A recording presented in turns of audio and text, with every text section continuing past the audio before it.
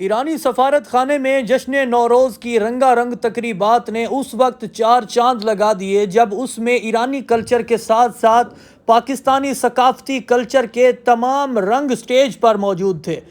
Director general خانہ فرہنگ doctor جعفر روناس نے تقریب میں آنے والے تمام معزز مہمانوں کا خود استقبال کیا۔ تقریب میں شرکت کرنے والے مہمانوں میں پاکستانی شوبز ستاروں سمیت مختلف شعبہ ہائے زندگی سے تعلق رکھنے والی مختلف بڑی شخصیات نے شرکت کی۔ جشن نوروز کیا ہے؟ ایرانی اسے کیوں اور کب مناتے ہیں؟ گزشتہ 3000 سال سے ایرانی خطے میں جشن نوروز کی تقریبات کس طرح ہوتی ہیں؟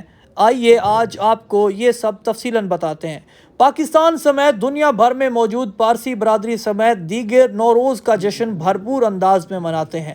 دنیا بھر میں ہر سال زرتشت یا آتش پرست مذہب کے پیروکار یعنی پارسی افراد مارچ کے وسط میں جشن نوروز مناتے ہیں۔ تاہم اس دن کو پارسوں کے علاوہ دیگر لوگ اور بھی مناتے ہیں۔ نوروز فارسی زبان کا لفظ ہے جس کے لغوی معنی نیا دن کے ہیں۔ یہی وجہ ہے کہ اس تہوار کو قدیم فارسی کیلنڈر کے آغاز کے موقع پر منایا جاتا ہے۔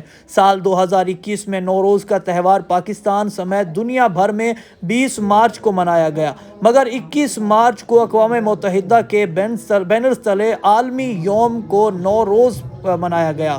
امریکی نشریاتی ادارے CNN کی ایک رپورٹ کے مطابق دنیا بھر میں نوروز کا دن ہر سال 40 لاکھ آتش پرست عقائد کے حامل افراد مناتے ہیں۔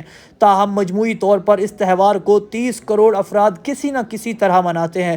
یہ دن نہ صرف پارسی کیلنڈر کے آغاز کے موقع پر منایا جاتا ہے، دنیا کے کئی ممالک میں مارچ کے مہینے میں موسم بہار کے آغاز کے ساتھ ہی اس دن کی رنگا رنگ تقریبات سج جاتی ہیں۔ اسی وجہ سے زرتشت عقائد نہ رکھنے والے لوگ بھی ہر سال مارچ میں نوروز کے تہوار کو موسم بہار کے جشن کے طور پر مناتے ہیں۔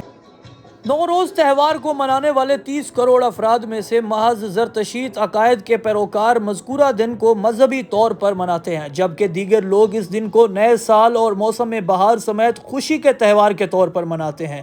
بعض مورخین کے مطابق نوروز کا تہوار 3000 سال سے منایا جا رہا ہے، کیونکہ زرتشت مذہب کا شمار دنیا کے قدیم ترین مذاہب میں ہوتا ہے۔ اس مذہب کے پیروکار 3000 سال قبل بھی پائے جاتے تھے۔ اس وقت دنیا بھر میں زرتشت عقائد کے پیروکاروں کی آبادی بہت کم رہ گئی ہے، جبکہ اسی مذہب کے پیروکاروں کی نئی نسل اپنے آباء و اجداد کے مذہبی رجحانات سے دور ہے۔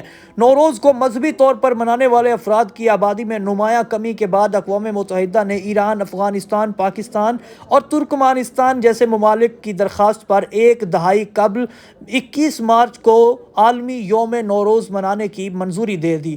عالمی یوم نوروز کا مقصد قدیم ترین تہذیب کو زندہ رکھنا اور اقوام متحدہ کی جانب سے 21 مارچ کو نوروز ڈے قرار دیے جانے کے بعد اب ہر سال دنیا بھر میں اس دن کو منایا جاتا ہے۔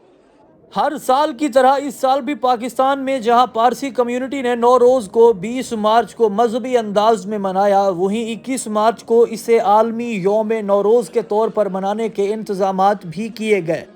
یہ وہ مناظر ہیں جو خانہ فرہنگ اسلامی جمہوریہ ایران لاہور میں فلمائے گئے۔